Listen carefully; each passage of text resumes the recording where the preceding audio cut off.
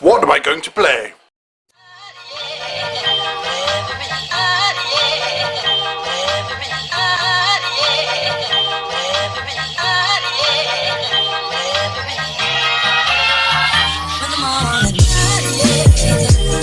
Hello everybody, I'm Quacko and my assistant is holding the camera.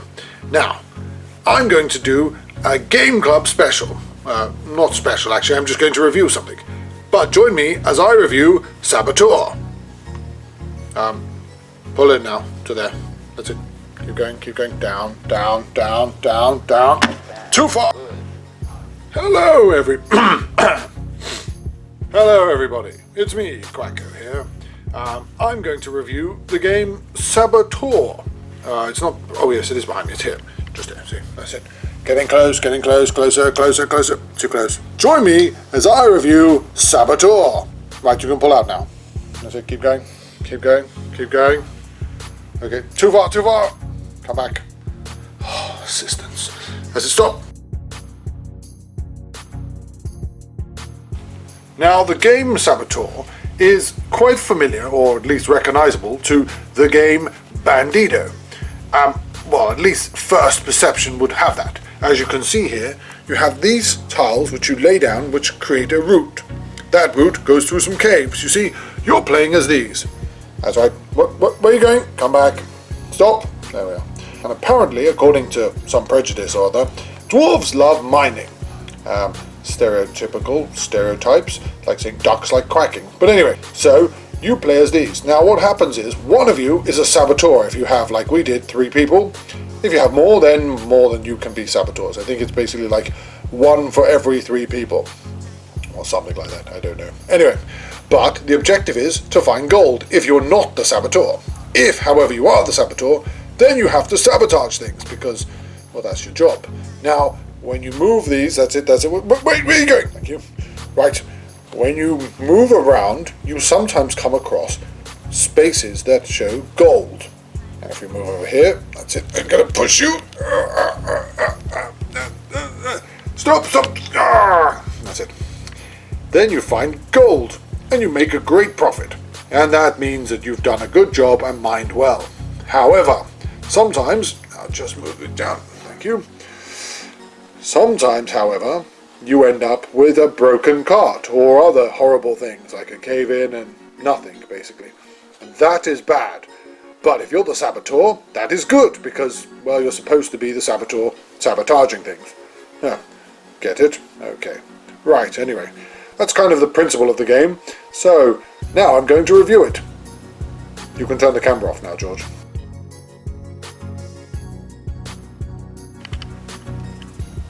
Right, George, that's it. Hold it there. Good boy. That's it. Fine. Great. So, what were my thoughts on Saboteur? It's actually a lot better game than it seems on the surface. My issue, or at least Game Club's issue, should I say, and that would be Simon, who everyone has issues with, his issue with Bandido was the problem is it's not very complex, but can be quite frustrating. This game, however, is not as frustrating because there's an intentional frustration that you're playing as a saboteur. This person here. Zoom in, stop. There, saboteur, see? This is a saboteur. Now if I move that saboteur card out the way, then you see this is a non-saboteur. This is a dwarf miner. Yes, not a child, but a dwarf, miner who mines things, or digs things. Digger. There. Okay. Out. Thank you. Stop. Good. So, that adds a layer of complexity, because one of you is being a devious so-and-so, whereas the others are playing as simple miners, mining away and going, yeah, we're going to mine, yeah. Now, sometimes you'll find lovely bits of gold. Over there. That's a stop. Yeah. And you become success, and you're happy and contented, and life's good. Other times, you end up with just lamps. That's it, stop. Very good, yeah. And also other things. I'm going to try, look, cave-ins and other miscellaneous things like broken lamp, never good. But that, that stop. But that is actually a positive thing because it adds to the elements of gameplay.